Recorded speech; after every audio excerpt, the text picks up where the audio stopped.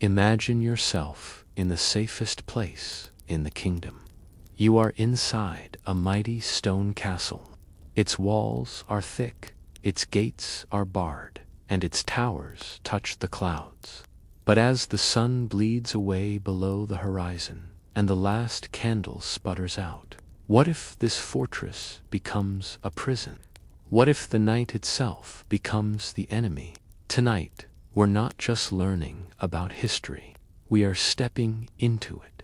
We'll feel the chill in the air and listen to the unsettling whispers of the past.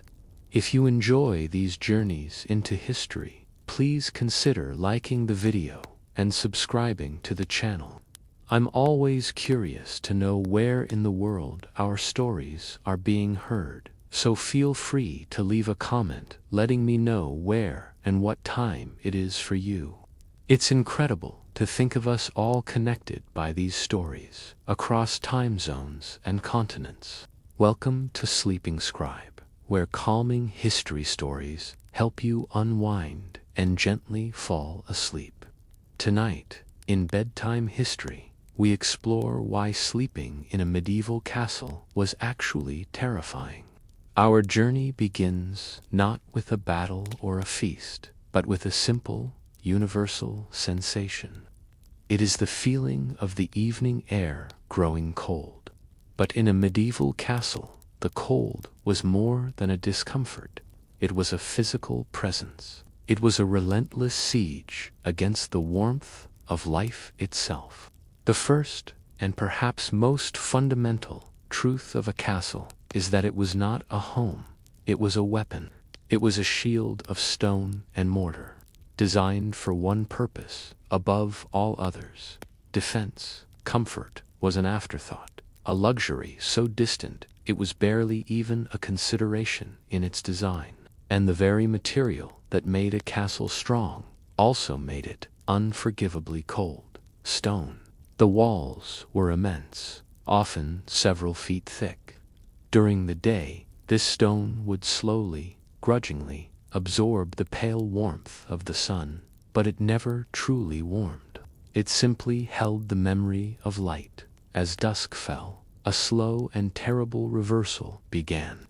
The stone began to radiate the cold it had stored deep within its core. It acted as a heat sink, actively pulling warmth from everything it touched. It leached heat from the fires, from the people, from the very air itself. The castle did not just get cold, it produced cold. To lie in a bed near one of these walls was to feel a constant, invisible river of chill flowing over you. No matter how many blankets you piled on, you could feel the stone's oppressive presence nearby, stealing your precious body heat, breath by breath. It was a cold that got into your bones, a damp, permanent chill that clung to the air and never truly left, not even in the height of summer. And through this cold, the wind moved freely. Windows, as we know them, were a fantasy for all but the fantastically wealthy. In most parts of the castle, openings in the stone were covered by simple wooden shutters, known as fenestrals.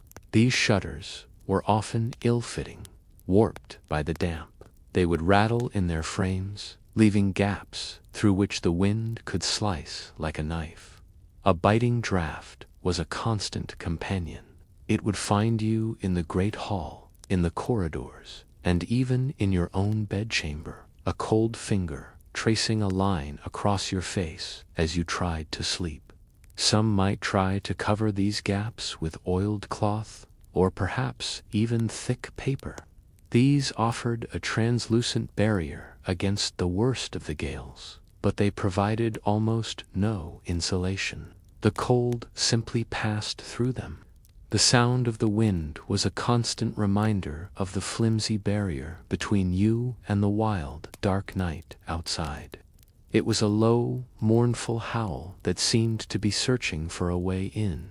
Glass was the stuff of dreams. It existed, yes, but it was an incredible luxury. You might find it in the castle chapel, a small window of colored light dedicated to God, or perhaps in the Lord's private chamber, his solar. Even then, it was not the clear, perfect glass we know. It was made of small, imperfect panes, often cloudy and bubbled, held together by a fragile web of lead. These windows were symbols of immense status, but they were still drafty and inefficient. They were more for show than for warmth. The primary defense against the cold was, of course, fire. But medieval heating was a battle fought on uneven terms. In the great hall of an early castle, you would find a massive central hearth, a pit in the middle of the floor where a roaring fire was kept. It sounds cozy, a scene of communal warmth, but the reality was quite different. The hall itself was a vast, cavernous space with a ceiling that soared high into the darkness. Most of the fire's heat went straight up, disappearing through a simple hole in the roof called a louver. A thick column of smoke rose with it, but much of it never found its way out. The smoke would spread and linger, filling the upper reaches of the hall with a greasy, stinging haze. People would huddle close to the flames, their faces flushed with heat, while their backs remained numb with cold. It was a small island of warmth in an ocean of frigid air. Later, wall fireplaces became more common. This was a significant technological advance. The smoke was now channeled away through a chimney. But these chimneys were often just wide, straight shafts. They were incredibly inefficient. They created a powerful updraft that not only pulled the smoke out, but also sucked the precious warm air from the room right along with it. The fire had to be kept burning fiercely just to combat the very draft the chimney created, and feeding these fires was a monumental task. A large castle could easily burn tons of firewood in a single day. Entire forests were managed and harvested just to supply the insatiable appetite of the castle's hearths. This required a constant logistical effort. Armies of woodsmen, carts, and laborers were needed simply to keep the castle from freezing. Fuel was a constant concern, a vital resource to be managed as carefully as food or water. So, the inhabitants fought back with what they had. The wealthy hung massive tapestries on the walls. These were not just for decoration, they were a practical necessity, an extra layer of insulation against the weeping cold stone. They blocked some of the drafts and trapped a thin layer of air, providing a small pocket of relative warmth. But they also collected dust, soot, and dampness, becoming heavy and musty over time, and were incredibly difficult to clean. The bed itself became a final fortress against the cold. The iconic four-poster bed was not an item of pure luxury.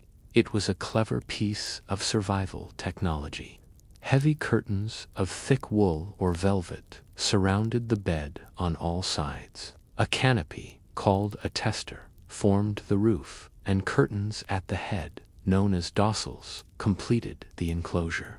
When these curtains were drawn, they created a small, self-contained room, a tiny textile box. Inside this space, the body heat of those sleeping, along with the warmth of their breath, would be trapped. The temperature inside the curtains could be significantly warmer than in the rest of the freezing bedchamber. Here, finally, was a small pocket of personal warmth. But even in this sanctuary, you could see your own breath fogging in the air. The faint, acrid scent of a distant, smoky fire would still find its way in. To prepare this sanctuary for sleep, servants might use a bed warmer. This was a long-handled pan, usually made of brass or copper, with a hinged lid. It would be filled with hot coals from the nearest fire. This glowing pan would then be carefully passed between the linen sheets, warming them before the lord or lady climbed in. It was a moment of profound luxury, the feeling of sliding into a pre-warmed bed. But it was also a risk. A stray ember, a moment of carelessness, and the straw-stuffed mattress could easily catch fire. Finally, people did the simplest thing of all. They slept in layers of clothing. They wore their shifts or undergarments, and often added woolen socks and a cap. The cap was especially important, as a great deal of body heat is lost through the head. They would burrow under piles of furs and wool blankets, seeking refuge in their tiny, curtained world. And if they had to get up in the middle of the night, their first sensation would be the shocking, chilling touch of the stone floor on their bare feet, a brutal reminder of the siege of cold that never, ever ended. But the cold was a known enemy, one you could fight with fires and furs. A far more insidious foe arrived as the sun dipped below the horizon. It was a perfect, impenetrable darkness. We live in a world saturated with light. It pours from our ceilings, our screens, our streets. It is difficult for us to truly comprehend the nature of darkness in the medieval world. It was not just the absence of light. It was a physical presence, a thick, heavy blanket that smothered the world each night. This was the tyranny of darkness. Artificial light was a precious and expensive commodity. For the vast majority of people within a castle's walls, the main source of light after sunset was the firelight from the hearth. It cast a warm, orange glow, but it was a fickle light, one that leaped and danced. It created shadows that writhed and stretched into the corners of the room, making familiar spaces feel strange and menacing. The world shrank to the small circle of flickering light around the fire. Everything beyond it was lost to the night. If you needed to move, you needed to carry your light with you. The cheapest and most common form of portable light was the rushlight. This was something anyone could make. It began with rushes, a common type of marsh plant with a pithy core. These long reeds would be harvested, peeled, to reveal the pith, and then soaked in leftover animal fat or tallow. Once hardened, this greasy stalk could be lit. A rushlight provided a feeble, sputtering light. It was just enough to see what was directly in front of you. But it came at a cost. The burning fat produced a foul, unpleasant smell, like rancid meat. It also gave off a thin, greasy black smoke that would sting the eyes and coat every surface with a layer of soot, and its life was short.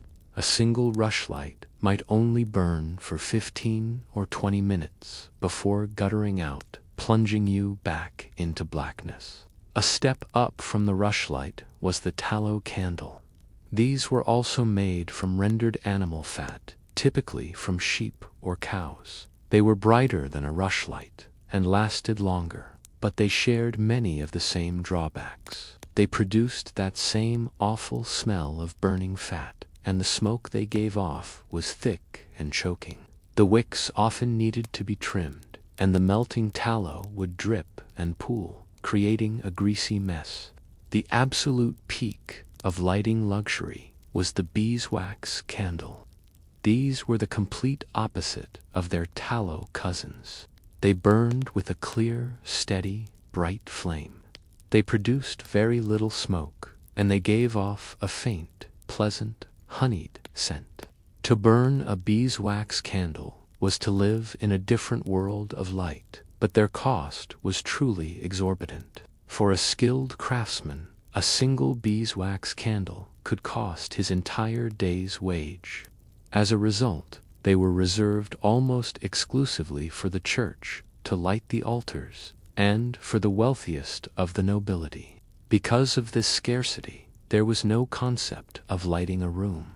Light was task-oriented. You carried a single candle to light your way to bed.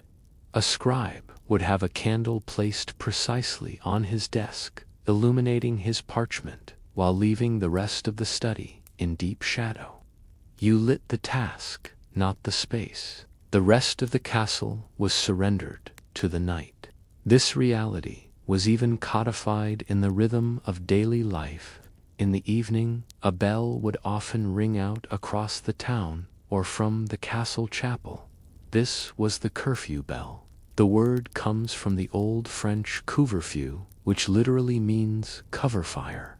This bell was the signal to bank the hearths and fires for the night. It was a practical safety measure designed to prevent uncontrolled fires from breaking out while everyone slept. But its secondary effect was to officially plunge the household into an enforced darkness. When people had to move through the castle at night, they would carry their precious candle in a lantern. These lanterns were often simple boxes with panels made not of glass, but of thinly shaved and polished animal horns. The horn was translucent enough to let light pass through, but it protected the delicate flame from the ever-present drafts that haunted the corridors. The light from a horn lantern was dim and murky, casting a small, uncertain pool of light on the floor in front of you. Navigating the castle in this meager light was extremely hazardous. The floors were often uneven flagstones, worn smooth in some places and broken in others. Winding spiral staircases, designed to give a right-handed swordsman the advantage, were treacherous traps in the dark. The corridors could be cluttered with chests, benches, and other unseen obstacles. To navigate, you would often place a hand on the cold, rough stone of the wall, using it as a guide as you shuffled through the gloom. This profound darkness fundamentally changed one's perception of the world. A familiar bedchamber, seen only in the distorted, dancing shadows of a single flame, could seem alien and menacing. A tapestry depicting a hunting scene might look like a wall of writhing monsters. A suit of armor standing in the corner was no longer a symbol of strength, but a silent, watching sentinel. Every shape was uncertain. Every shadow held a potential threat. Imagine the experience, the disorienting feeling of not being able to see your own hand in front of your face. The world is reduced to sound, touch, and smell. You are utterly vulnerable, and then the final moment of terror. The sound of your single tallow candle sputtering. The flame flickers, it shrinks, it dies, and the world is plunged into immediate, total, and absolute blackness. Into this oppressive silence and absolute dark, a new set of sensations began to emerge. The castle, once quiet, began to speak, and its language was the sound of fear. Without visual information, the human ear becomes acutely sensitive. Every tiny sound is amplified by the silence and magnified by the imagination. A medieval castle at night was a symphony of unsettling noises. It was a chorus of creaks and whispers that could turn the fortress from a place of safety into a place of deep unease. The very structure of the building was alive with sound. The castle was built primarily of stone and wood. These two materials are in a constant, slow battle with the changing temperatures of the night. As the air grew colder, the massive timber beams in the ceilings and floors would contract. This process was not silent. It produced sudden, sharp cracks that could sound exactly like a footstep on the floor above. A slow, groaning creak could mimic the sound of a heavy door swinging open. The castle seemed to sigh and settle, its wooden skeleton shifting in the dark. The wind, that constant enemy, was not just a cold draft. It was a voice. It howled across the high battlements. It moaned as it was sucked down the wide, cold chimneys, creating a low, mournful sound that seemed to rise from the very stones of the hearth. It would find loose shutters and rattle them with a sudden, violent clatter. It would press against doors, making them strain against their iron hinges. The acoustics of the castle were strange and deceptive. The long, vaulted stone corridors and cavernous halls created eerie echoes. A sound from far away could be carried and distorted, arriving at your ear as something completely different. The distant clatter of a pot dropped in the kitchens could sound like the fall of a suit of armor just outside your door. A guard's cough from the far end of the courtyard could echo up the walls and sound like a whisper in your room. There was no such thing as sound insulation. The walls were thick stone, but the floors were often simple wooden planks. You could hear everything. The snores and coughs of people sleeping in adjacent rooms were a constant, intimate presence. You could hear the rustle of straw mattresses as people shifted in their sleep. Faint whispers of a late-night conversation between servants could drift up from the floor below. The words indistinct, but the sound unsettlingly human. Water was another constant source of sound. The drip, drip, drip.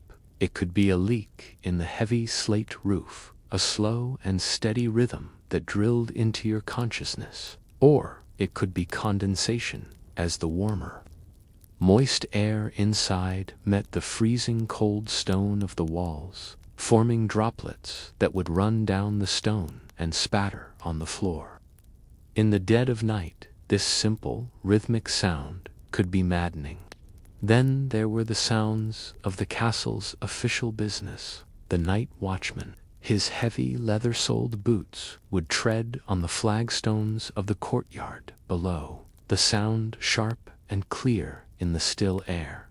You might hear the faint clatter of his armor or the scrape of his spear against a stone wall. These were meant to be reassuring sounds, a sign that the castle was protected. But when they came unexpectedly from the darkness, they could be startling. The chapel bell or the castle's primitive clock would strike the hour. This loud, metallic clang would shatter the silence, a jarring reminder of the slow, cold passage of the night. And in the unsettling silence that followed the bell, your ears would strain, listening for the next sound, your heart pounding. Of course, the castle was also home to animals. The deep woof of a hunting dog in the courtyard, dreaming of the chase. The whinny and stamp of a restless horse in the stables. The haunting, lonely hoot of an owl perched high on the battlements, its cry echoing across the silent grounds. These sounds were part of the nocturnal chorus. In this environment, the brain struggles. It tries to identify these ambiguous noises, and in the absence of visual cues, it often defaults to the most threatening interpretation. That sudden crack of a timber beam wasn't the house settling. It was a footstep on the stairs.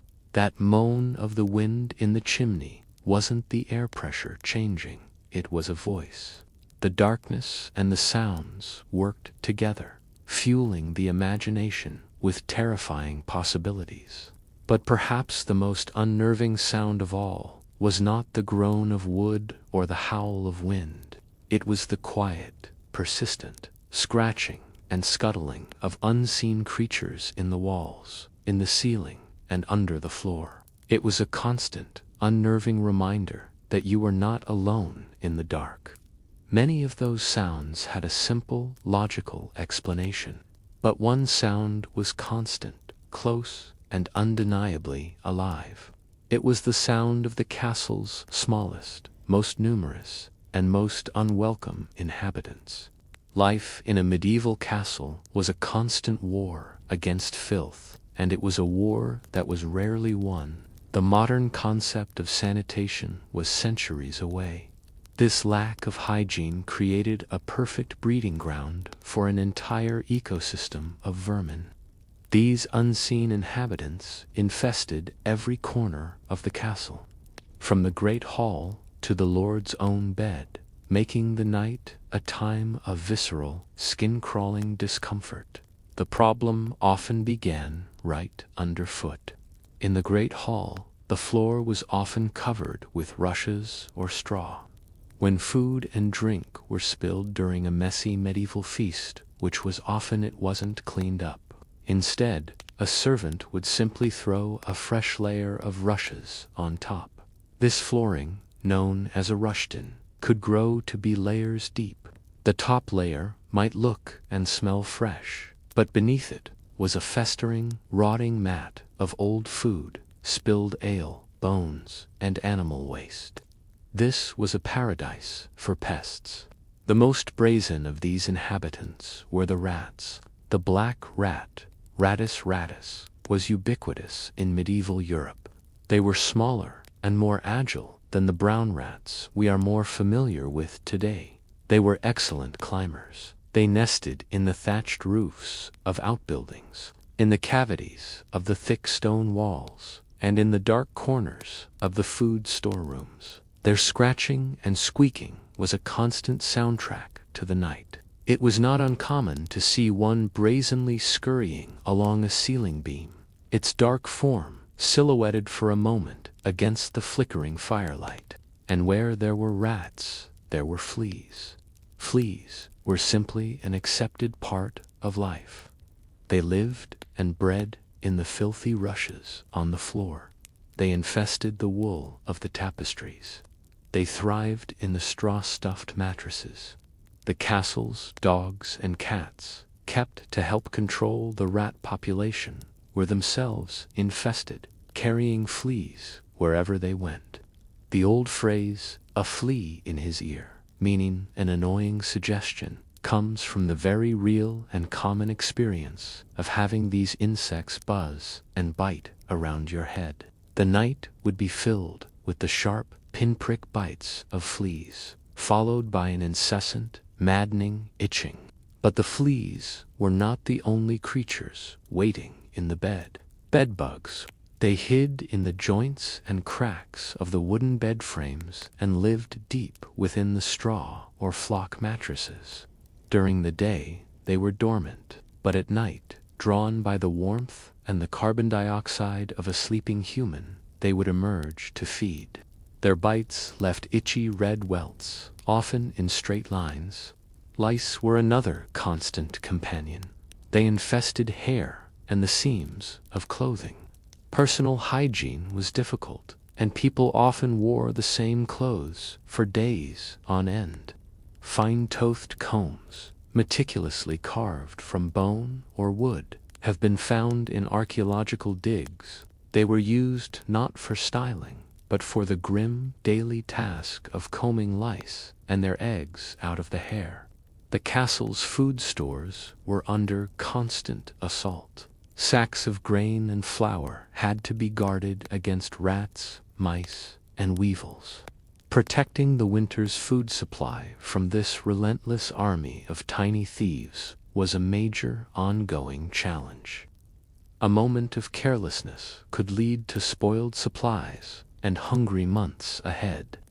Even the castle's most basic amenities contributed to the problem. The toilet, known as a garderobe, was often little more than a stone seat with a hole, leading to a chute that emptied directly into the moat below, or a cesspit at the base of the wall. This design was practical, but it created a beacon for flies and other insects which would swarm in these areas. These pests were not just a nuisance, they were vectors for disease. The fleas that lived on the black rats were the carriers of the bacterium Yersinia pestis, the agent of the bubonic plague.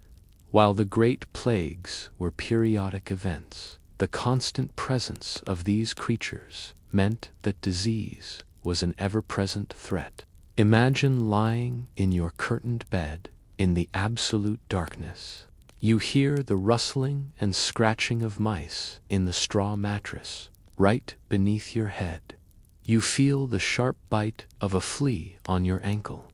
Then, in the dark, you feel it. A light, tickling sensation of something crawling on your skin. Is it a flea, a louse, a bedbug? Or is it just your imagination, heightened by the sounds and the darkness? In that moment, the mighty stone fortress feels less like a sanctuary and more like a tomb, teeming with unseen life. As we leave the sensory assault of the medieval night behind, one can't help but wonder which of these discomforts would be the hardest to endure. Was it the biting cold or the absolute darkness, the eerie sounds or the crawling pests? Let me know in the comments which one you think would be the most terrifying. In our last journey, we settled into the medieval night. We felt the relentless siege of cold, the profound tyranny of darkness, and the unnerving chorus of creaks and crawlers that filled the air. We discovered that the very environment of the castle was an antagonist to a peaceful night's sleep. But those were passive threats, discomforts to be endured. Now we move from the unsettling atmosphere into the realm of active, tangible dangers, the looming threats that made every night a trial of survival. Our first stop on this escalating journey of fear is the one place you should have felt safe: the bed itself. In our minds, it is a sanctuary, a refuge. But in the medieval castle, your bed could be an unstable, uncomfortable, and treacherous platform, ready to betray you in the depths of the night. Let us look past the grand curtains of the four-poster bed for a moment. Let's examine its very bones. Most beds, from the lord's grand frame to a servant's simple pallet, were not built on solid slats of wood, as ours are today. They were wooden frames, across which a lattice of ropes or thick leather straps was stretched.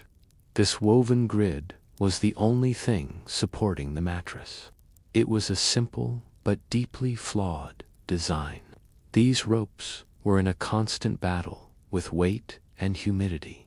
They would stretch and sag. A firm, supportive bed was not a given.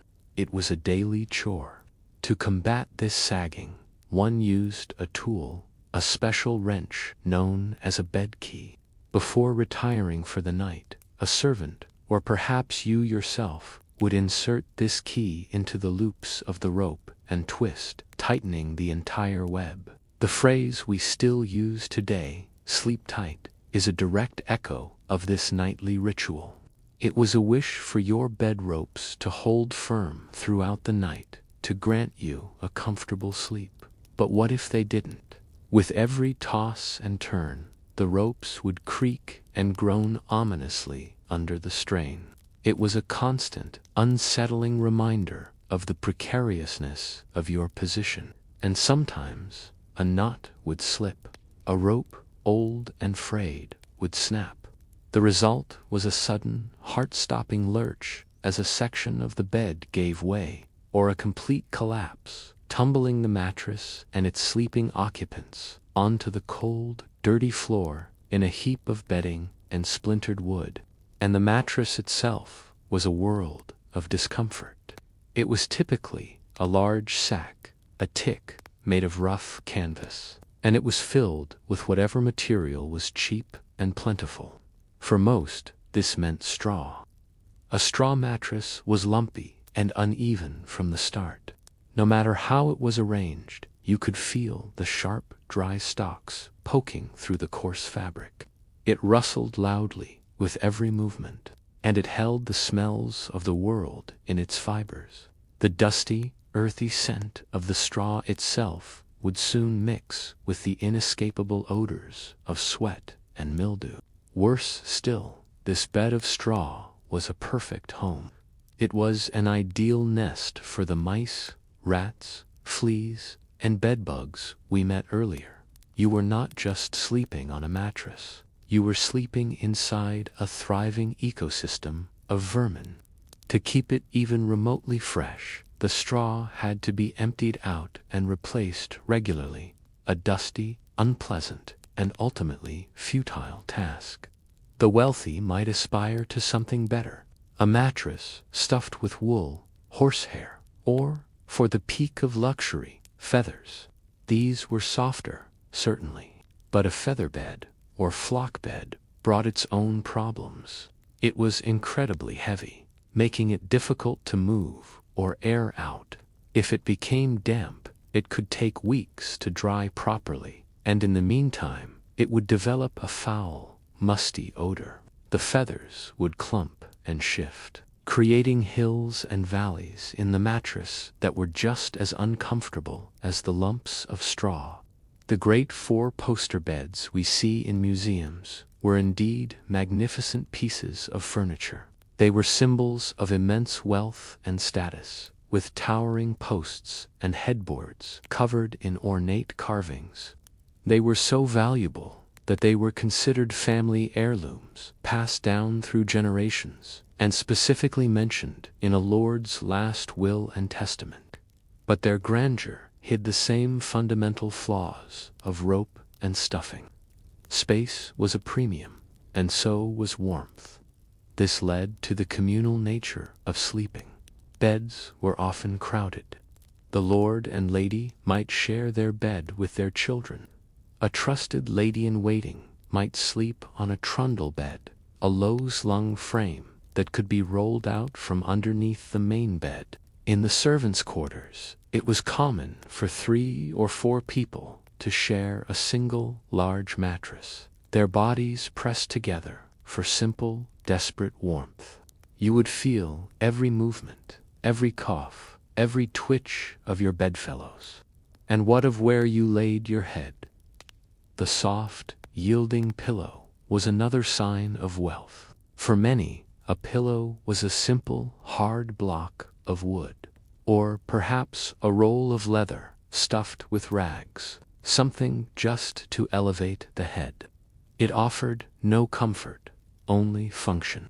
To lay your head on a soft, feather-filled pillow was to experience a level of comfort most people in the castle could only dream of. So you lie there, in your curtained space. The ropes beneath you creak a mournful tune. The lumpy straw pokes at your back, and you can smell its damp, dusty scent. You feel the weight of another person beside you as you both roll into the sagging center of the mattress. You are constantly, unconsciously, aware of the fragile, treacherous nature of the very object meant to give you rest. You would be awoken, choking, your eyes streaming, in a room suddenly filled with a gray, stinging haze. The fuel burned was often not ideal. Well-seasoned hardwood was the best, but often people burned whatever was available. Softer woods, or wood that was still damp, produced far more smoke and a sticky, black substance called creosote. And the danger was not just the smoke you could see. The incomplete combustion of the fire in a poorly ventilated room produced carbon monoxide, an odorless, colorless gas that could bring on headaches, lethargy, and, in high enough concentrations, death. This was a real, though completely misunderstood, danger of the medieval night. This constant smoke and soot left its mark on everything. It coated the walls and ceilings in a greasy, black film. Over time, the great halls of castles, which we imagine as being made of clean, pale stone, were often as dark as a coal mine on the inside. This soot was in the air, always. It settled on your bedding, on your clothes, and on your skin. You would wake in the morning and find a fine layer of black dust on your face, and the mucus you coughed up might be gray with soot. It is no surprise that respiratory illnesses were rampant. Against the bitter cold, the natural instinct was to seal every opening. The wooden shutters were closed tight. Heavy curtains were drawn across them. The door was barred. This created a nearly airtight room, trapping the heat, yes, but also trapping everything else. There was almost no ventilation. The air became thick with the smell of stale sweat and unwashed bodies, as bathing was an infrequent and laborious task. And then there were the smells of waste. The garderobe, or privy, might be built into the wall of the bedchamber itself. It was often just a chute, and the odors could easily drift back into the room. And for nighttime needs, a chamber pot was kept under the bed. It was a simple ceramic or metal bowl, and it was often not emptied until the morning. Its sharp ammoniac smell would add another layer to the already foul air. Add to this the sour, rotting scent of spilled ale and old food rising from the rushes on the floor, and the air became a cloying, oppressive presence. To the medieval mind, this was more than just unpleasant. It was terrifying. The dominant medical belief of the time was the miasma theory. Doctors and common folk alike believed that disease was spread by bad air, or miasma. Foul smells were not just a symptom of sickness, they were the cause. They believed that the plague, cholera, and other deadly diseases were literally carried on the wind in these evil-smelling vapors. This meant that the thick, stinking air of the castle at night was perceived as being actively life-threatening. To breathe it in was to risk sickness and death. This is why people of wealth would often carry a pomander. This was a small metal ball, often beautifully decorated, with holes in it. Inside, it was filled with fragrant, aromatic substances like cloves, cinnamon, dried flowers, or musk.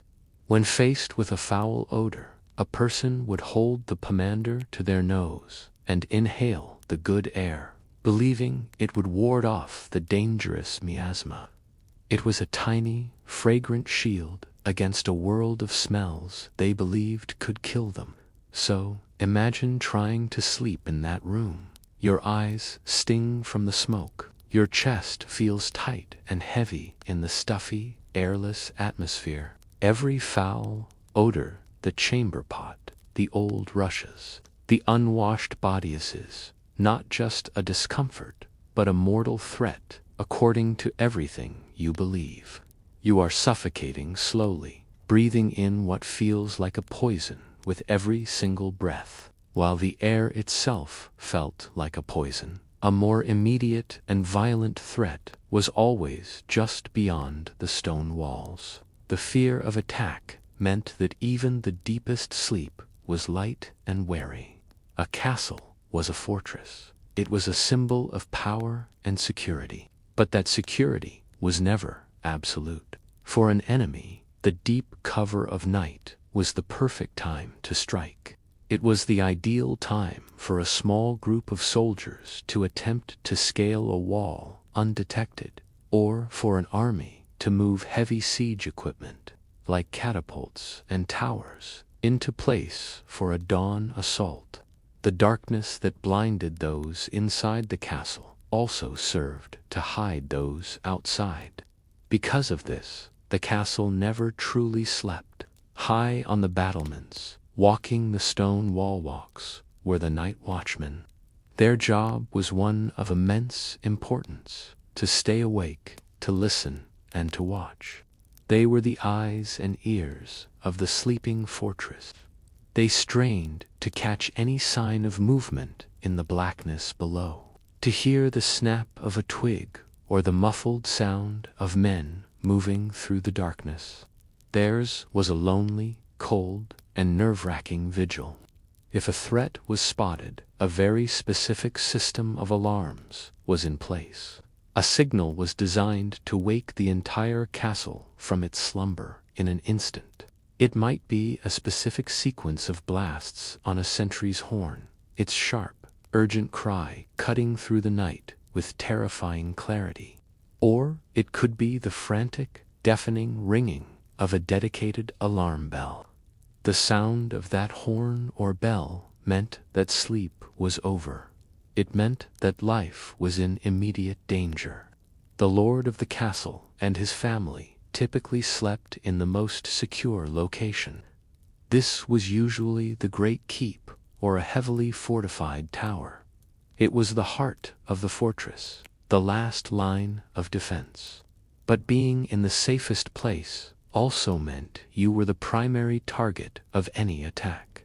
Your sleep was a calculated risk, and so every sound from the outside was filtered through a lens of fear. The normal nocturnal chorus of the castle took on a new, menacing quality. Was that just the wind howling, or was it the sound of an enemy army moving in the distance? Was that a dog barking at a fox, or has it sensed the approach of strangers?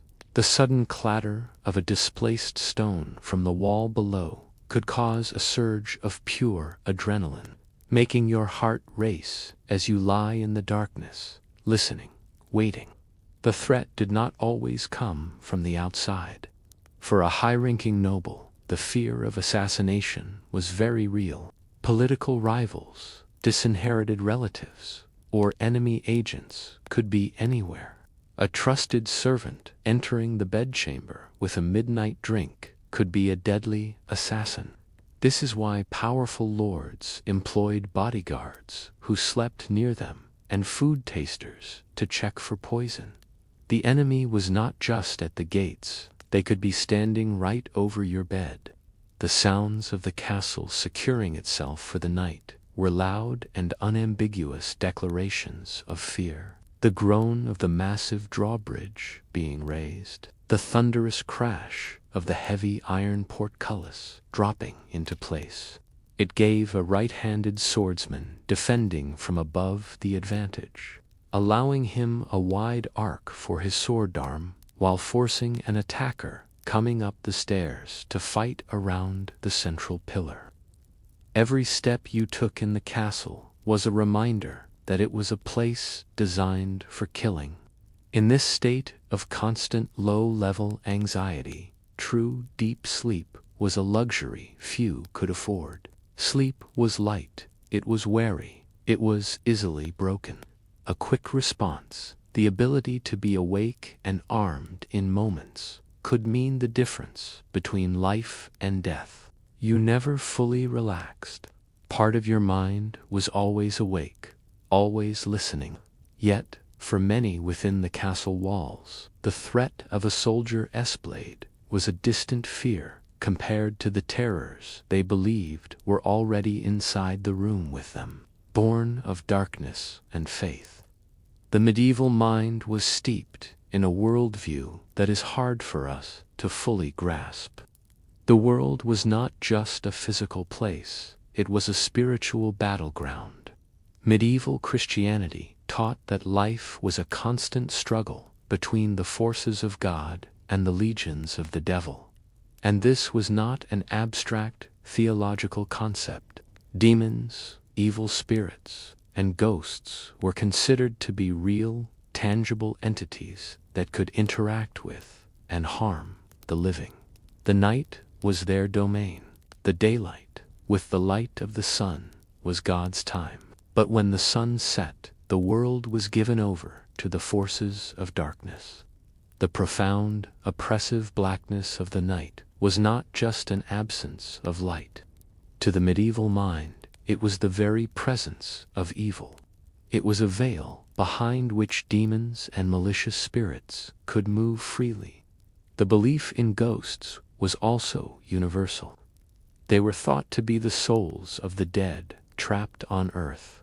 They might be haunting the living because they had suffered a violent death, or because they had left some important business unfinished, or perhaps they had not been given a proper Christian burial, their souls unable to find rest. Castles, with their long, often bloody histories, were seen as natural focal points for this paranormal activity. Centuries of battles, murders, political intrigue, and sudden death had stained the very stones with spiritual residue. Every castle had its ghost stories. People took active measures to protect themselves from these supernatural threats. They would hang protective charms over their beds. A simple wooden crucifix was the most common, but they might also use specific herbs, like St. John's wort, which was believed to have power over evil spirits. These were not mere decorations. They were spiritual armor, essential for surviving the night.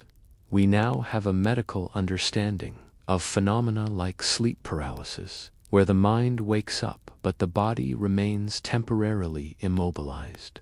But imagine experiencing this with no scientific explanation. You wake up, you are conscious, but you cannot move, you cannot speak. You feel a heavy pressure on your chest. To the medieval mind, the conclusion was obvious and terrifying. A demon was in the room. A creature, known as a mare, was sitting on your chest, trying to suffocate you. This is the horrifying, literal origin of the word nightmare. The Catholic concept of purgatory added another layer to this fear. Purgatory was a place where souls not pure enough for heaven went to be cleansed. It was believed that these souls could sometimes return to the world of the living, seeking prayers to shorten their time of suffering, so that moan of the wind might not just be a demon. It might be the tormented soul of your own ancestor, begging for your help. This is why prayer before sleep was so important. It was a plea for protection, a way to shield your vulnerable sleeping soul from the terrors of the night. Within the castle, certain areas were often considered more dangerous than others. The dark, damp dungeons where prisoners had suffered and died, an old, disused chapel, a specific corridor where a tragic event had once occurred. These places were rumored to be haunted, and even the hardened castle guards might need some extra danger pay to convince them to patrol there at night. Now, place yourself back in that castle bed one last time. The room is completely dark. The strange sounds we have discussed echo through the stone halls. But now, filtered through this world view, every sound is reinterpreted. The crack of a cooling timber is not the house settling. It is the footstep of a restless spirit. The moan of the wind in the chimney is not a pressure differential. It is the wail of a soul in purgatory. A tapestry swaying in an unseen draft is no longer just cloth. It is a human figure standing in the corner of the room, watching you. You lie there, holding your breath, whispering a prayer into the oppressive, malevolent darkness, absolutely convinced that you are not alone. We've explored both the physical and the supernatural threats of the castle night. Which do you find more terrifying? The real fear of an enemy at the gates, or the imagined horror of a ghost in the corridor? Share your thoughts below. We have walked the cold stone corridors of the medieval castle at night. We've felt the oppressive darkness, listened to its chorus of whispers, and recoiled from the unseen creatures that shared the space. We have faced the looming threats of failing furniture, poisoned air, and the ever-present fear of attack, both from this world and the next. Now, we turn our focus to the people who called this fortress home. We will explore how the human experience of the night differed dramatically depending on one's station, from the ruler in his chamber to the servant on the floor, before living through one final terrifying night together. In the highest, most secure tower of the castle lies the Lord's bedchamber. This room, sometimes called a solar, is the pinnacle of medieval luxury. To have a private room is a privilege known to almost no one else within these walls. The stone floor here is covered not just with rushes, but with a heavy woolen carpet from the east. The thickest tapestries, woven with scenes of glorious hunts and heroic battles, hang on the walls, providing a crucial barrier against the stone's relentless chill. A private garderobe is built into the corner, a convenience that saves a cold walk through the dark corridors. Here, the great four-poster bed stands like a throne. Its oak posts are intricately carved with the family's coat of arms, a constant reminder of duty, lineage, and the burden of power. As the lord and lady prepare for sleep, the fire in their private fireplace burns brightly, its flames tended by a servant. A pair of precious beeswax candles might sit on a nearby chest, filling the air with their faint, honeyed scent, before they are carefully extinguished to preserve them. The world within this chamber is the warmest, brightest, and most comfortable in the entire castle. But this comfort is a fragile illusion. The lord lies down within the heavy curtains of his bed, pulling thick, expensive fur blankets up to his chin. The fur is soft, but it cannot entirely block the deep chill radiating from the stone beyond the tapestries. He is enclosed in a small, quiet world of textile and wood, yet his mind is far from peaceful, though he has a bodyguard stationed just outside the heavy oak door. The fear of assassination is a constant shadow. Every creak of the floorboards, every shift of the stones, could be an approaching threat. He trusts the man outside, but trust is a delicate currency in a world of shifting allegiances. The weight of the entire castle rests upon his shoulders. When a dog barks too long in the courtyard, he does not just hear a noise. He hears a potential alarm. He wonders if the watchmen are alert, if the gates are truly secure. The responsibility for every soul under his protection presses down on him. His sleep is not a release, but a state of wary vigilance. The lady of the castle shares his gilded cage.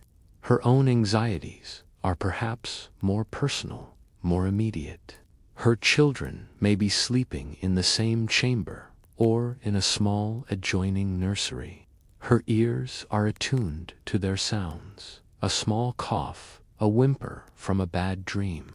She worries about their health in the cold, drafty castle, and her heart clenches at the thought of the dangers, both sickness and violence, that haunt this stone fortress. Even with their personal servants sleeping on trundle beds at the foot of their own, true privacy is an unknown concept. Security comes at the cost of solitude. And even here, in the heart of power, the universal truths of the medieval night intrude. The scuttling of a mouse in the wall is just as loud. The bite of a flea that has found its way into the fine linen sheets is just as sharp. And when the chapel bell rings out for the pre-dawn prayers of matins and lauds, its solemn clang will wake them just as surely as it wakes the lowest stable hand. Theirs is the great paradox of the medieval night, surrounded by the greatest comfort, yet bearing the heaviest burden of anxiety. A restless sleep, indeed, but for every lord and lady in their chamber, dozens of others sought sleep in far less comfortable conditions. For the vast majority of the castle's inhabitants, the night was not a private affair. It was a communal struggle for survival, a huddled and fitful rest in the heart of the great hall.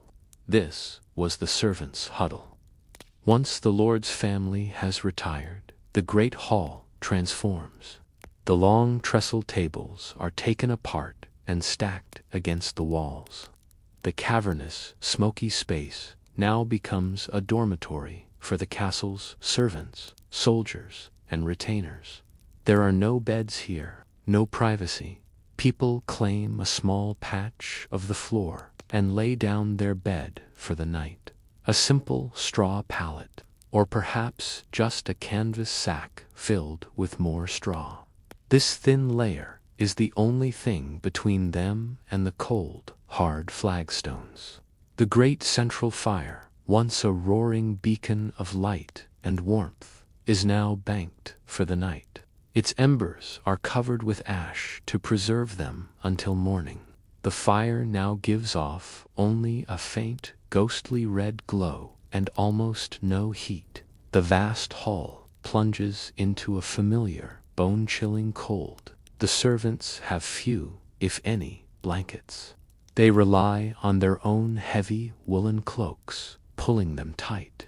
Most often, they rely on each other, huddling together in small groups, sharing body heat in a desperate attempt to stay warm.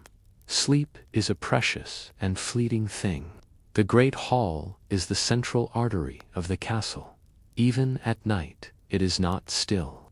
A watchman walks his patrol through the sleeping bodies, his boots loud on the stone. A servant is sent on a late-night errand. A soldier returns from a late watch, stumbling in the darkness, trying to find his spot. You are constantly being jostled, stepped over, and woken by the movements of others, and the sound is overwhelming.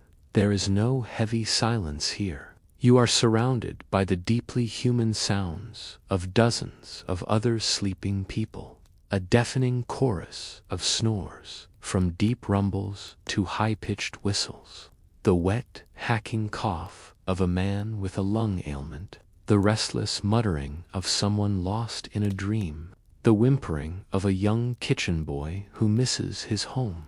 There is no escape from the constant, close presence of others. The smells are just as oppressive. The faint scent of rotting food and spilled ale from the rushes on the floor mixes with the thick, cloying smell of dozens of unwashed bodies pressed together in a confined space. Here, on the ground floor, they are closest to the kitchens and the food stores. They are on the front lines of the nightly battle against the castle's vermin, and the rustling of rats is a constant, close companion. There is no security here. The few belongings a servant might own, a small knife, a pair of worn-out shoes, are tucked under their head as they sleep. Theft was a risk, and though the punishment was severe, desperation could drive a man to it in the anonymity of the dark. And for them, the night is short. For them, the terrors of the night, the sounds, the darkness, the supernatural fears, are all made worse by the grinding, physical misery of their reality. While the Lord worried and the servants huddled, another group faced the castle's darkness head-on. They were the men who were paid to not sleep, to walk the walls and face the terrors of the night alone. This was the watchman's lonely path. High on the exposed battlements, the wind is a physical blow. It is a raw, biting cold that seems to cut right through a woolen cloak and leather jerkin. Here, there is no shelter. There is only the stone walkway underfoot and the vast, empty blackness of the night sky above. This is the world of the night watchman. His shift is long, often marked by the slow, steady drip of a sandglass in a sheltered guardhouse, or the tolling of the chapel bell. His duty is twofold. He watches outward for the flicker of a distant torch or the shadow of movement that could signal an enemy approach, and he watches inward for the first sign of the castle's other great enemy, fire.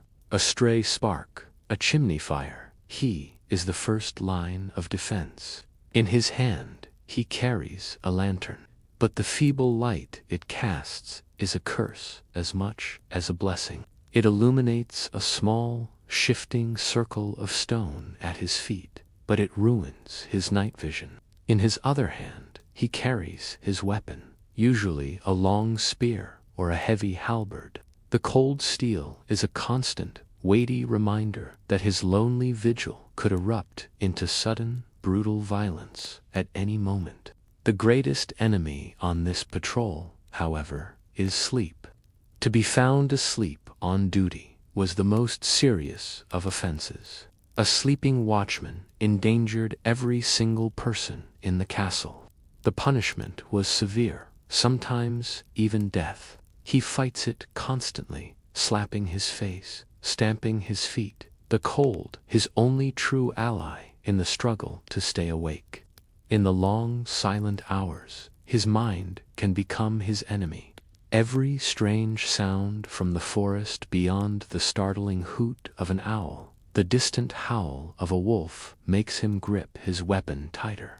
The castle itself, groaning and creaking around him, seems alive. The stories told by other guards of a spectral figure seen in a particular corridor, or a strange light in an abandoned tower, feel much more real when you are walking that path alone.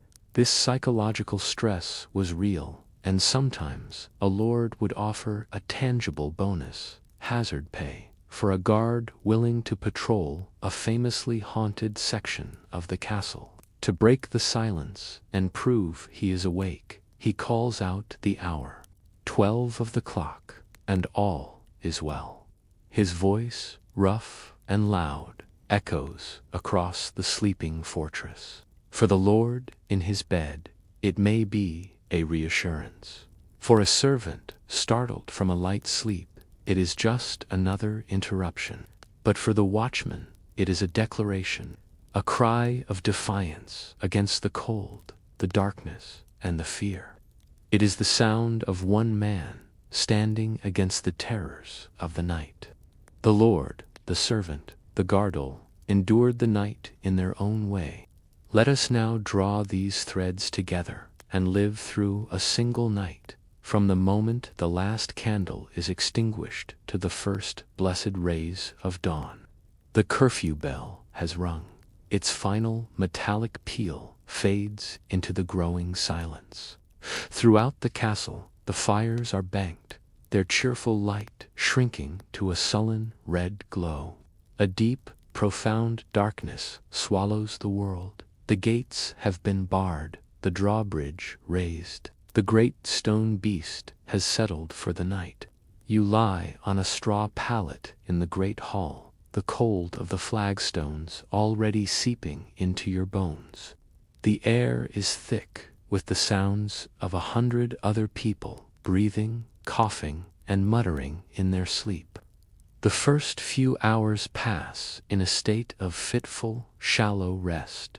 The castle groans. A timber in the high ceiling cracks like a gunshot, and dozens of people stir at once. You hear the slow, rhythmic footsteps of the watchman on the stone floor above, a steady, unnerving beat. This is the dead of night. The silence is at its most profound, and it is in this silence that the mind is most vulnerable. A storm begins to blow outside. The wind howls in the chimney, a low, mournful wail that sounds like a soul in torment. Rain begins to lash against the wooden shutters, and a thin trickle of icy water finds its way through a crack, dripping onto the floor with a maddening, relentless rhythm. Instantly, the hall is chaos. People shout, scrambling for weapons in the dark. Your heart hammers against your ribs. Is this it? Is the enemy upon you? Men rush past, their armored feet clanging on the stone. Then, after a few tense minutes of shouting and confusion, a second call comes from the walls. A different signal, a false alarm. A nervous watchman mistook a shadow for an enemy. The tension slowly drains away, leaving behind a trembling exhaustion. Sleep, now, seems impossible. A horse in the nearby stables kicks the wall of its stall, a loud, hollow bang that echoes through the stones. You dream of a heavy weight on your chest, a dark figure with glowing eyes, and you wake with a gasp, your throat tight with a silent scream. Just when it feels the darkness will last forever, you notice a change. It is not yet light, but the quality of the blackness has shifted. A rooster crows from a distant farm, its call thin and hopeful. And then, slowly, miraculously, the light begins to return. A faint gray illumination seeps into the hall, revealing the shapes of the sleeping bodies around you. The world is reborn in shades of gray. The sounds of the castle waking begin. The clatter of wood as a servant rekindles the fire.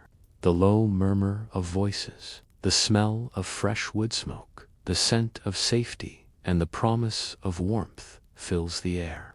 As the first true rays of the morning sun slant through the high windows, a visible, palpable sense of relief sweeps through the hall.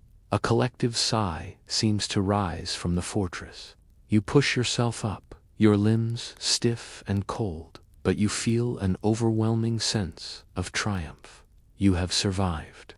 And so, the sun climbs the sky, its light pouring over the battlements and through the narrow windows, chasing away the last of the shadows. For the inhabitants of the castle, the day brings its own challenges and labors. But it is a world they can see, a world they can understand. They have survived. They have endured the cold, the fear, and the long, lonely hours. And as they break their fast, they know they have won the great prize of the medieval world, the simple, profound relief of seeing the dawn. Thank you for sharing this journey into the medieval night with me. If you're still awake, I hope this story has given you a new appreciation for your own quiet, comfortable bed. The sun has risen over the castle walls. The morning mist has burned away, and the comforting routines of the day have begun. We have journeyed through the cold, the dark, and the fear of a medieval night, and we have emerged into the light. Our story of terror is now over. And so, for those of you still listening, we will now begin a gentle epilogue, a calm and quiet reflection on the slow, steady march of progress that banished the terrors of the past, one by one. This is the story of how we built the world of comfort we know today, a world where the night is a time for rest, not a trial to be endured. Let us begin with the very space in which we seek that rest, the bedroom. The idea of the bedroom as a private sanctuary, a room dedicated solely to sleep and quiet repose, is a remarkably modern invention. As we saw in the Great Hall, for most of medieval history, sleep was a public, communal affair.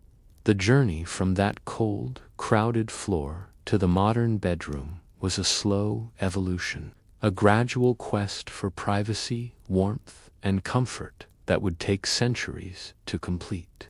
It began subtly in the later Middle Ages and into the Renaissance, as castles and manor houses were built with a little less emphasis on pure defense and a little more on livability. The idea of specialized rooms began to take hold. Wealthy families began to create more private chambers for themselves, withdrawing from the Great Hall. This was driven by a new desire for privacy, a growing sense of the individual and the family unit as separate from the wider household. The lord and lady no longer wanted to sleep in a space that was essentially a public highway. They wanted a room of their own. But a profound architectural problem remained. For centuries, rooms were arranged in a layout we now call an enfilade. This meant that rooms were strung together in a line, with the doors all aligned. To get from one end of the building to the other, you had to walk through every single room in between. There was no other way. This meant that even if you had a private chamber, it was still a thoroughfare for anyone needing to get to the next room. Privacy was constantly being interrupted. The Great Revolution in domestic architecture was a simple, yet brilliant, invention. The corridor, by placing a long, separate passageway down one side of the building, architects could give each room its own private door. For the first time, you could enter your room and close the door, knowing that no one would need to walk through your space to get somewhere else. This simple innovation fundamentally changed the nature of personal space. It allowed the bedroom to finally become a truly private retreat, a sealed sanctuary, a concept we now take for granted. Inside this newly private room, the bed itself remained a stubborn bastion of discomfort. The lumpy straw pallets and sagging rope beds we have come to know were the standard for centuries. The true revolution in comfort, the invention that underlies almost every modern bed, did not arrive until the Industrial Revolution was in full swing. In 1871, a German inventor named Heinrich Westphal, who had been working with industrial steel springs, had the idea to put them inside a mattress. He created the first coiled spring, or inner spring, mattress. The genius of his invention was its ability to both yield to pressure and to support weight at the same time. It contoured to the body in a way no bag of straw or feathers ever could. It was a revelation. But for decades, it remained a bespoke, handmade luxury item, far too expensive for the average person. It would take the rise of mass production in the early 20th century to turn Westphal's invention into the standard for sleep around the world. The soft, yielding, yet supportive feel of a modern mattress is a direct descendant of that simple, brilliant idea. At the same time, the age-old problem of the cold was finally being solved. Medieval fireplaces, as we learned, were horribly inefficient, but slowly improvements were made. In the 17th and 18th centuries, the firebox was redesigned, and a simple but crucial device called a damper was introduced into the chimney. The damper, a movable plate, allowed the user to control the draft, preventing precious warm air from being sucked out of the room. This made fireplaces far more effective at actually heating a space, rather than just providing a focal point for huddled warmth.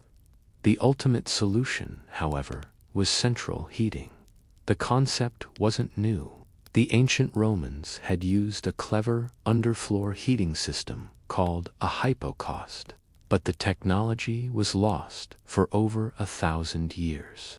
It was reborn in the 19th century, first with steam and then with hot water systems. Cast-iron radiators, often ornate and beautiful in their own right, began to appear in the homes of the wealthy. The gentle, steady warmth radiating from these devices was a new sensation. It was a heat that filled the entire room, that drove the damp chill from the walls, that made the bedroom a place of consistent, reliable comfort for the first time in history. The materials of the bedroom also changed. As cotton became cheaper and more widely available through industrial production, the rough canvas and linen of the past gave way to soft, clean cotton sheets. The musty, pest-infested straw in mattresses was replaced with cleaner, more durable materials like cotton batting and horsehair, and eventually the coiled springs and modern foams we know today. The simple, clean smell of laundered cotton sheets is a modern luxury that would have been unimaginable to our medieval ancestors.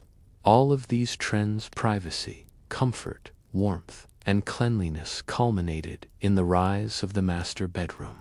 It became the largest and best appointed bedroom in the house, a true sanctuary for the heads of the household. The very idea of a room designed purely for rest, a spacious and uncluttered environment, was the ultimate expression of this long journey. It was a space that symbolized personal comfort, tranquility, and the final victory over the harsh, communal realities of the past. The quiet click of a well-fitted door closing on a warm, comfortable room is the sound of a battle that was fought and won over the course of 500 years. As our rooms grew warmer and more private, another great change was taking place, one that would fundamentally alter the character of the night itself. Humanity was finally learning how to conquer the darkness. The feeble, sputtering, and foul-smelling tallow candle was the undisputed king of the medieval night. For centuries, there was little to no progress. The first significant leap forward came not from a new invention, but from a new source. In the 18th century, the whaling industry discovered that the head cavity of the sperm whale contained a waxy, oily substance that could be made into candles. This substance, called spermaceti, produced a candle far superior to any that had come before.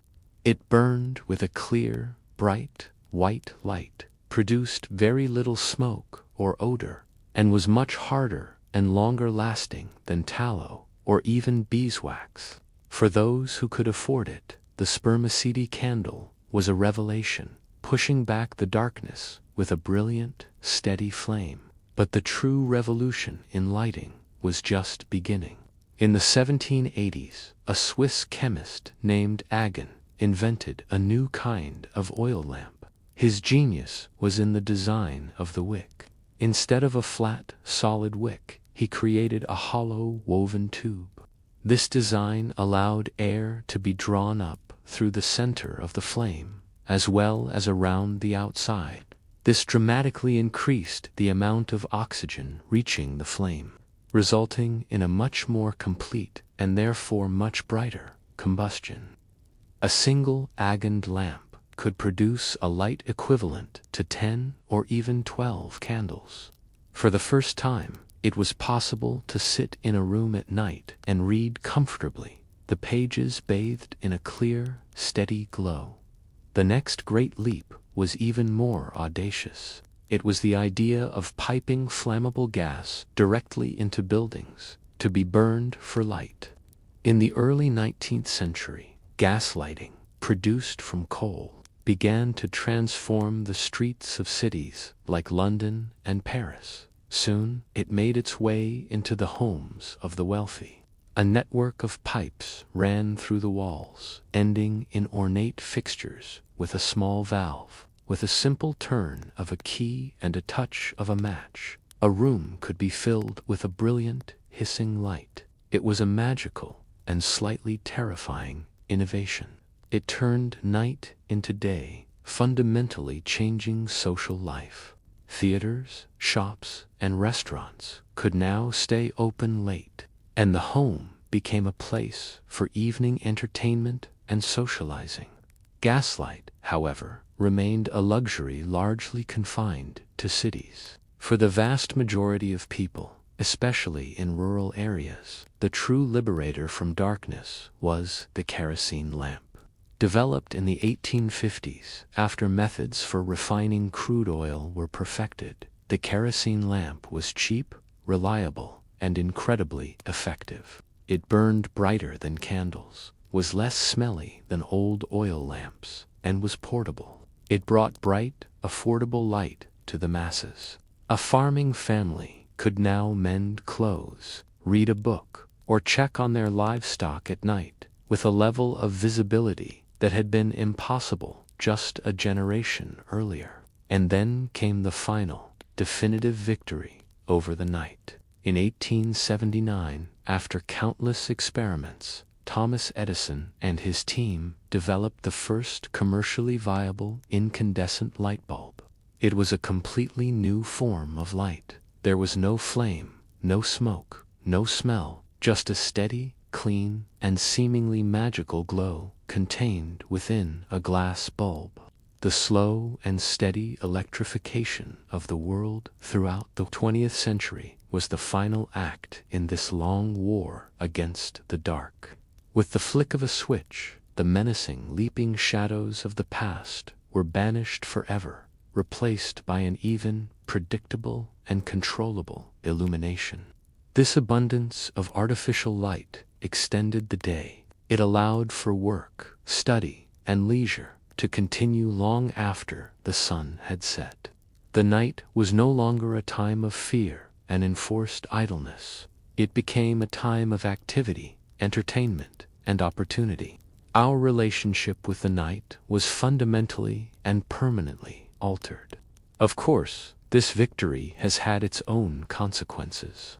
We now speak of light pollution, the pervasive glow of our cities that washes out the stars and disrupts the natural rhythms of the world. In our quest to conquer the darkness, we have almost forgotten what true, profound darkness even looks like.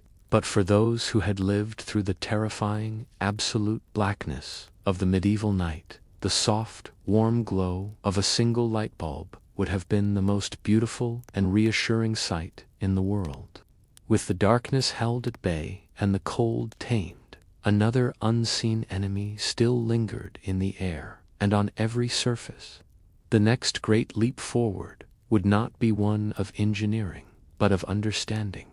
It was a journey into a world that was invisible, a world that held the secret to life and death.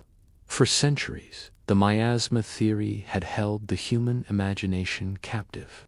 The belief that disease was spread by bad air, by foul smells, was a powerful and terrifying idea.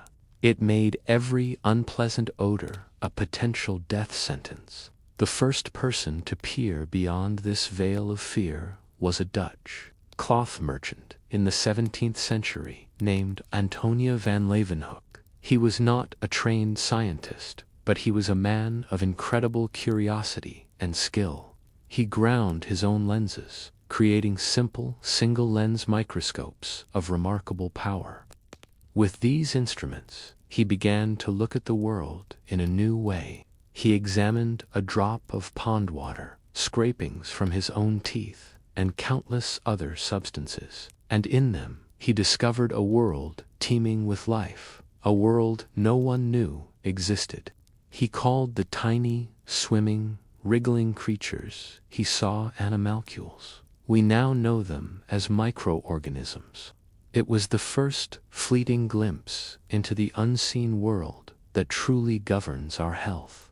But it would take another 200 years for the true significance of this discovery to be understood. The man who would finally connect these tiny creatures to disease was the French chemist Louis Pasteur. In the 1860s, through a series of brilliant experiments, Pasteur proved that fermentation and disease were not caused by bad air, but by these living microorganisms, which he called germs. His germ theory of disease was one of the single most important breakthroughs in the history of medicine. It toppled the ancient miasma theory and gave humanity a true understanding of its invisible enemy. This new knowledge had immediate, practical effects. Doctors like Ignaz Semmelweis in Vienna and Joseph Lister in Scotland began to champion radical new ideas like hand-washing for physicians and using antiseptic compounds to clean wounds and surgical instruments. Though they faced resistance at first, their methods dramatically reduced mortality rates and proved the power of the new science. The battle for public health was also being fought in the streets. The cities of the 19th century were growing rapidly, and sanitation was failing to keep up. In the summer of 1858, a heat wave hit London, and the raw sewage festering in the River Thames created a smell so overpowering that it was known as the Great Stink. The stench was so bad it forced Parliament to act. This event spurred the creation of one of the great engineering marvels of the age, a modern sewer system designed by Joseph Bazalgette. This system captured the city's waste and channeled it away, cleaning the river and dramatically improving public health. It was a model that would be copied around the world. In the home, the humble toilet underwent a similar transformation. The invention of the flush toilet and its gradual adoption meant that human waste could be hygienically and immediately removed from the living space. The smelly, unhygienic chamber pot could finally be retired. This, combined with the new understanding that cleanliness was essential to health, led to a revolution in personal habits. The simple practices of regular bathing and the frequent laundering of clothes and bedding became commonplace. The musty, sour smells of the medieval castle were replaced by the clean scents of soap and fresh laundry. Science also provided new weapons in the war against vermin. The development of modern pesticides finally gave people an effective way to control the infestations of rats, fleas, and bedbugs that had plagued them for millennia. The home could now be a clean and pest-free environment. The cumulative effect of these changes was nothing short of miraculous.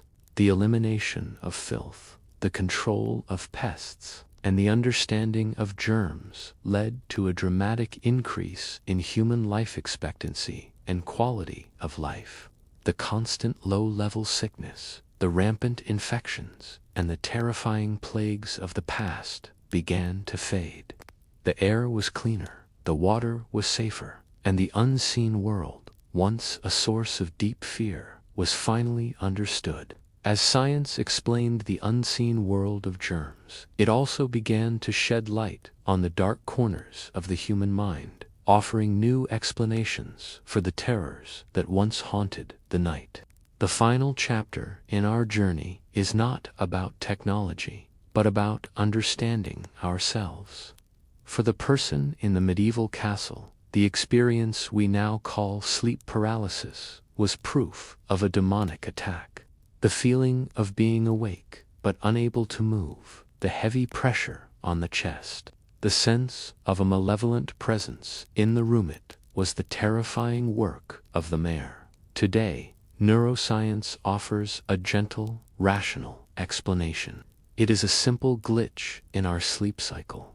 It occurs when the brain awakens from the REM or dreaming stage of sleep.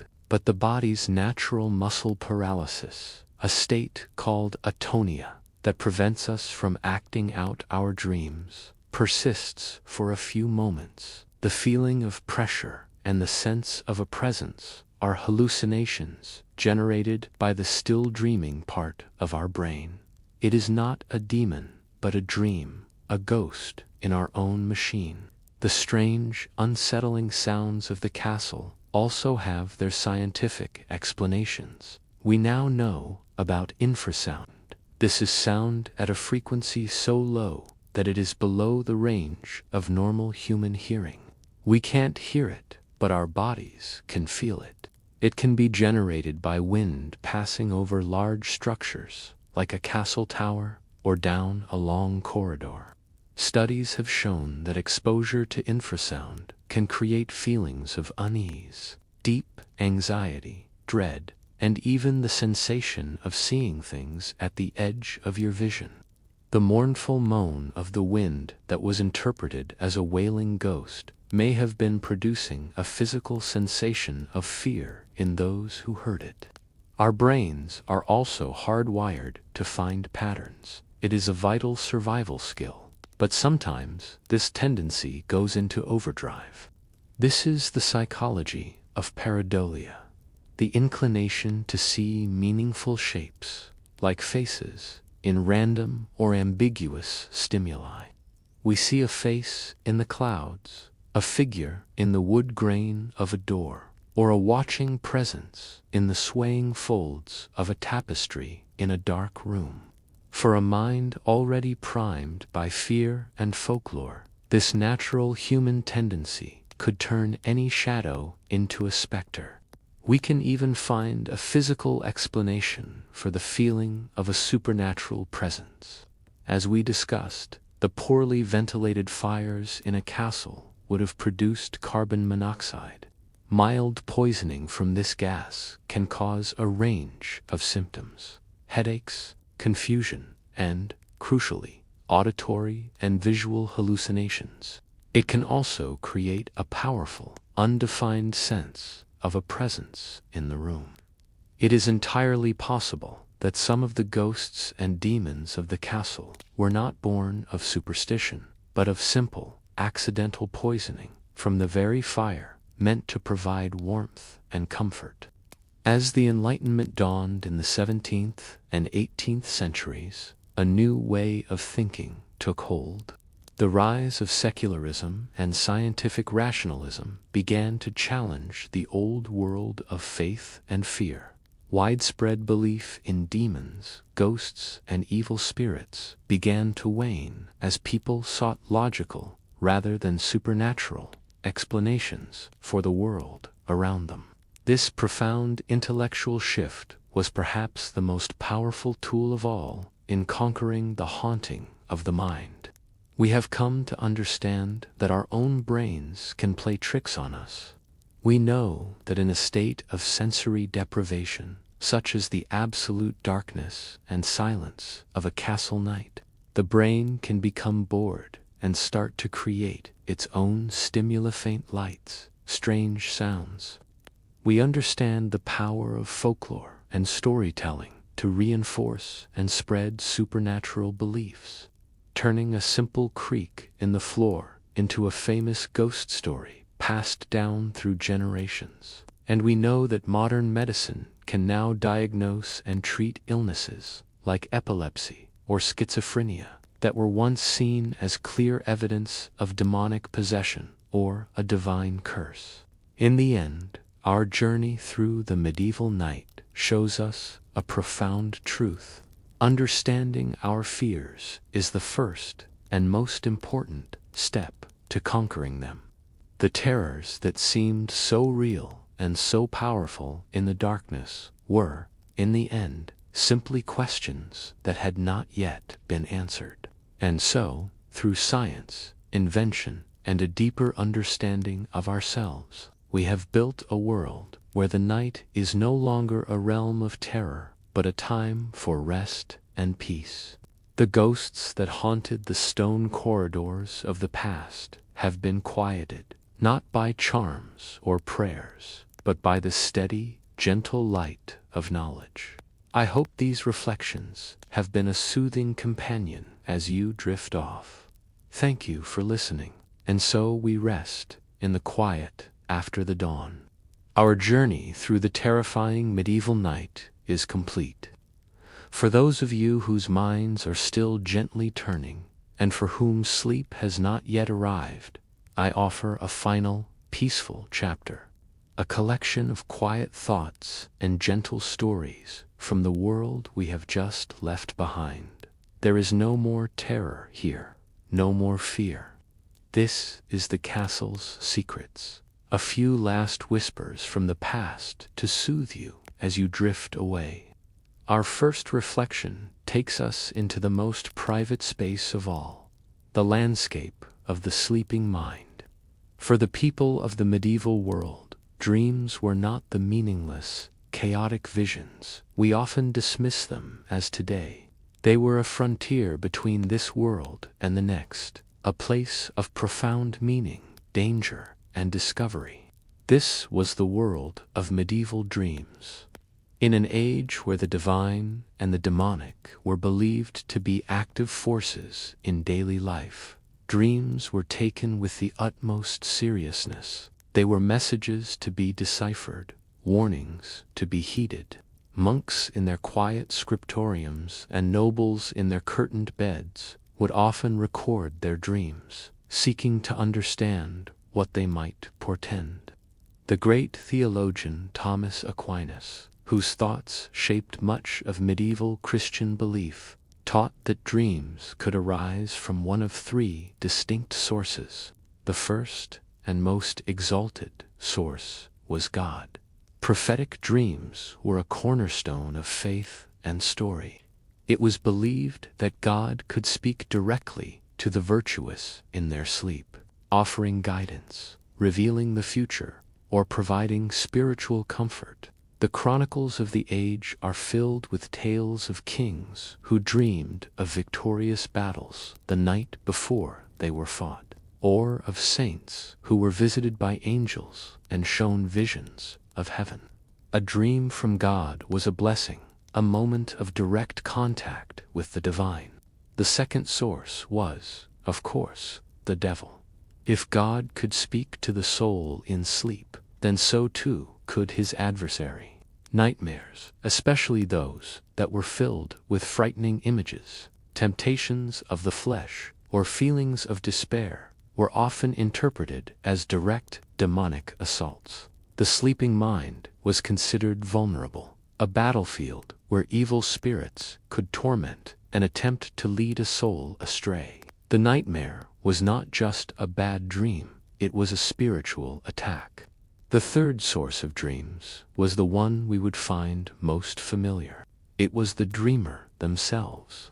Medieval thinkers understood that the physical and mental state of a person could influence their dreams.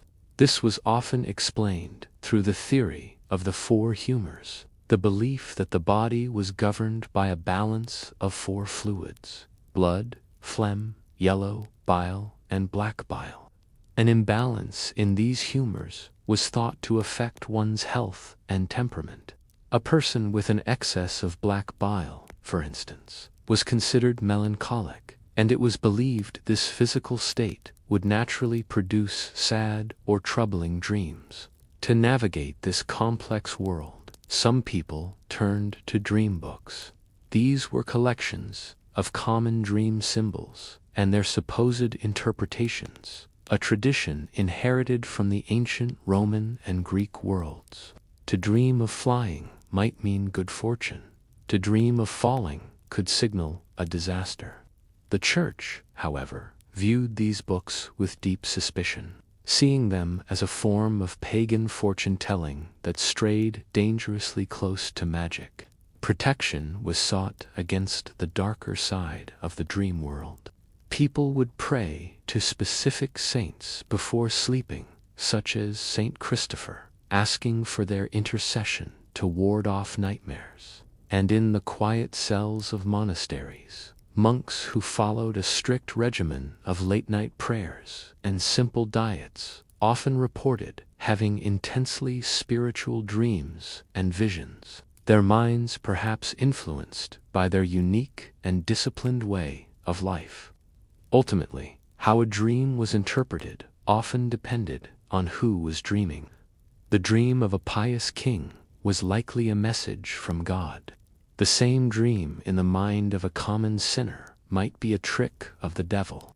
And even now, so many centuries later, we still find ourselves waking in the quiet of the morning, puzzling over the strange stories our minds have told us in the night.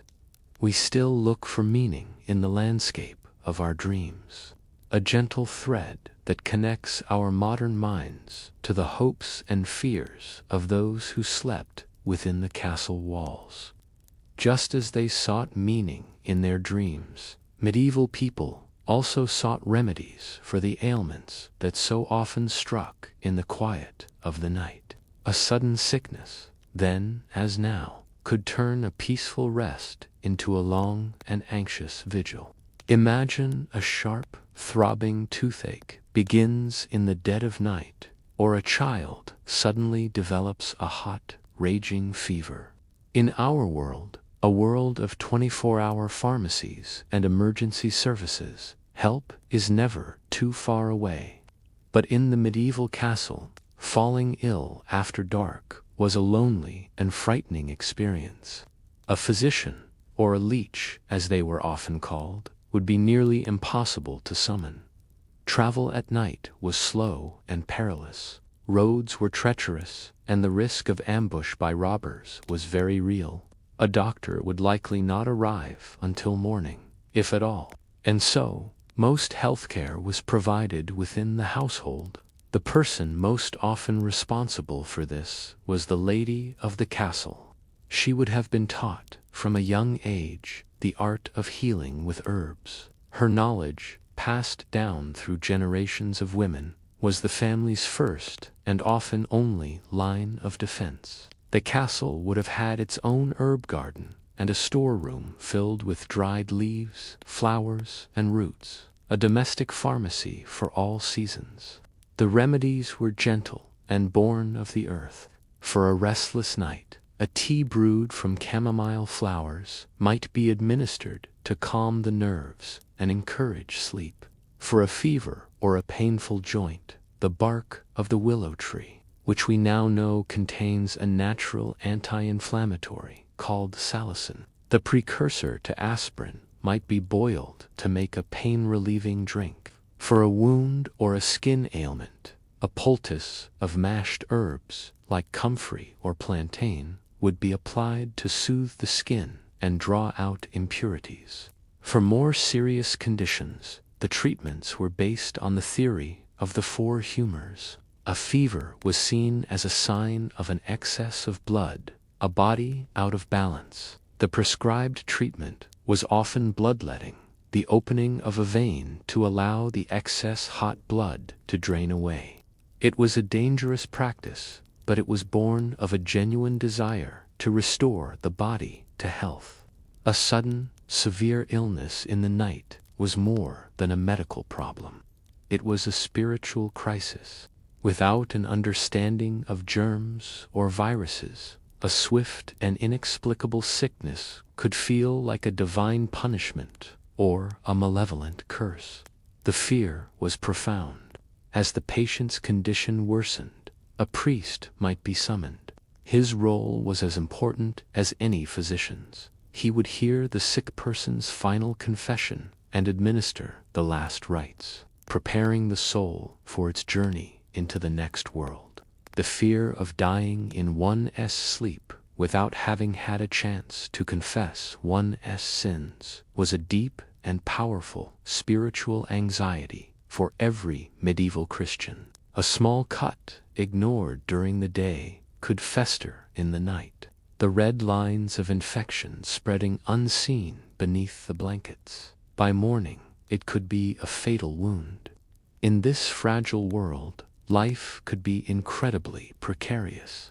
And so, as we lie in our own beds, perhaps with a glass of water and a bottle of aspirin on the nightstand, we can feel a sense of quiet gratitude, the simple comfort and profound security offered by modern medicine is one of the greatest gifts of our time, a quiet guardian that watches over us while we sleep.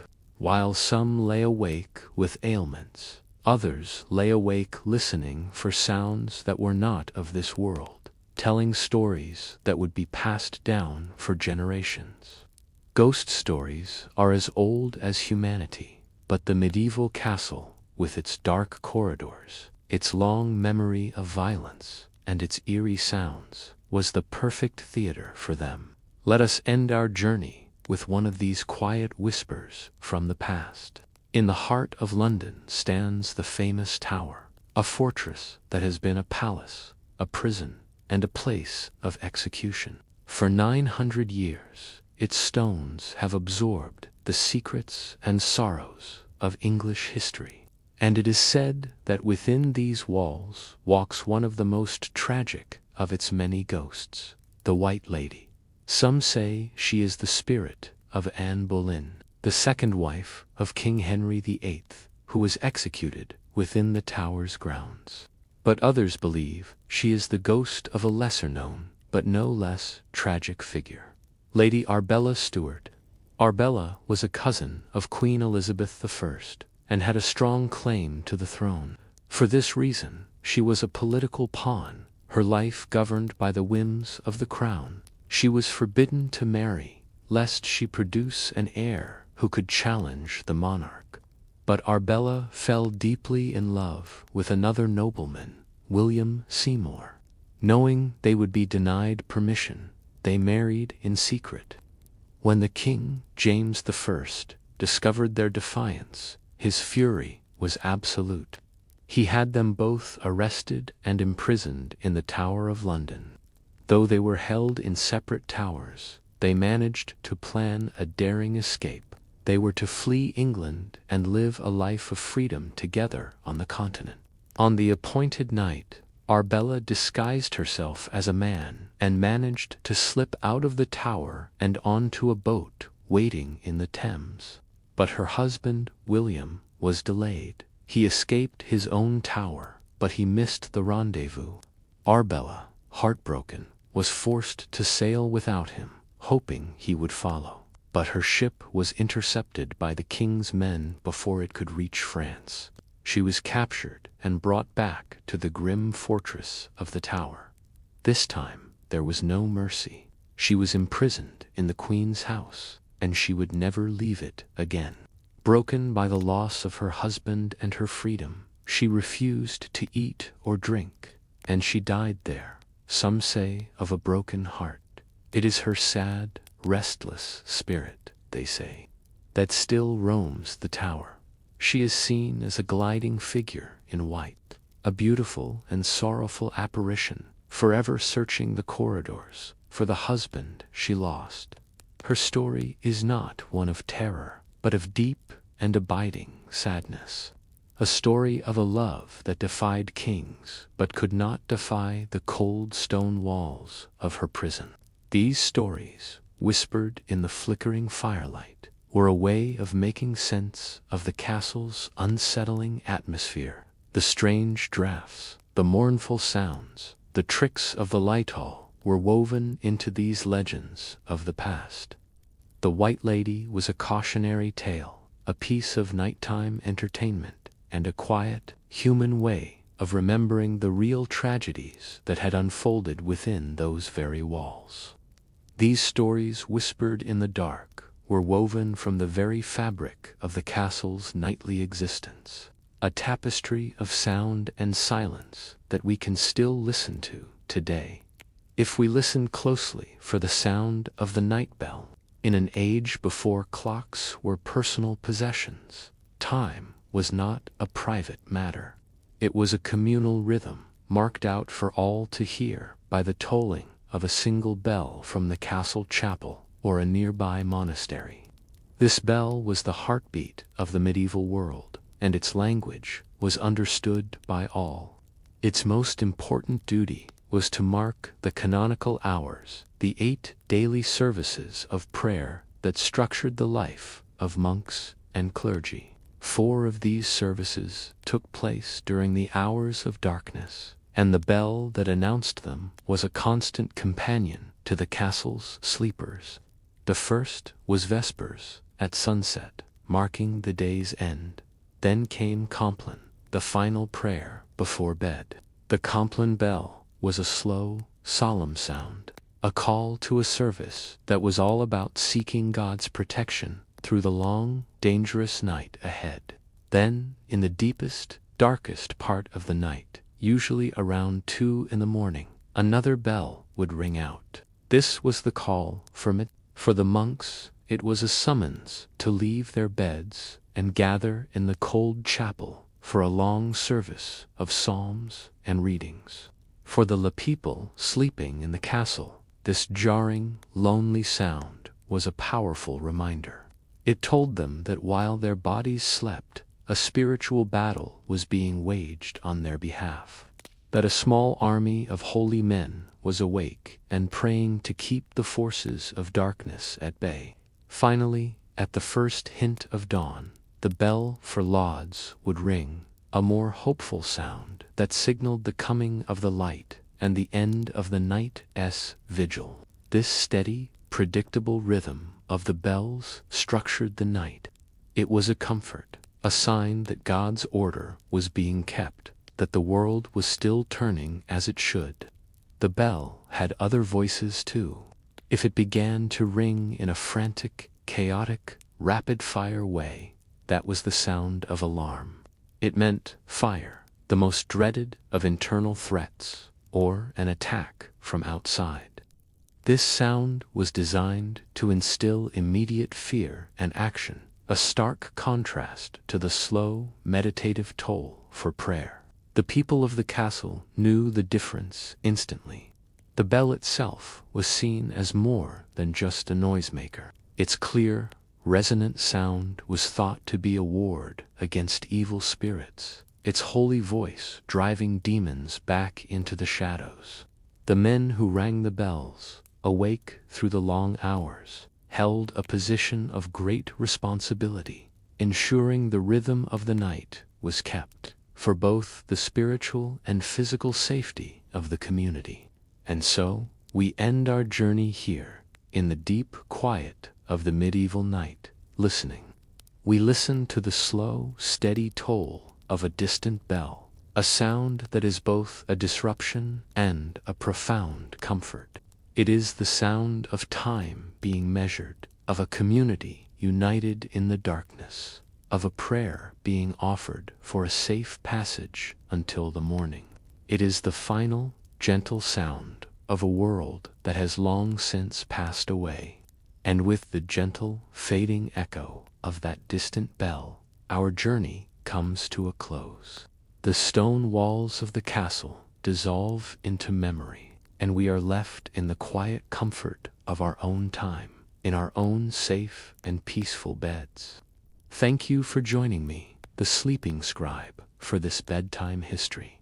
I hope this story has been a soothing companion, helping you to relax, unwind, and drift into a deep and restorative sleep.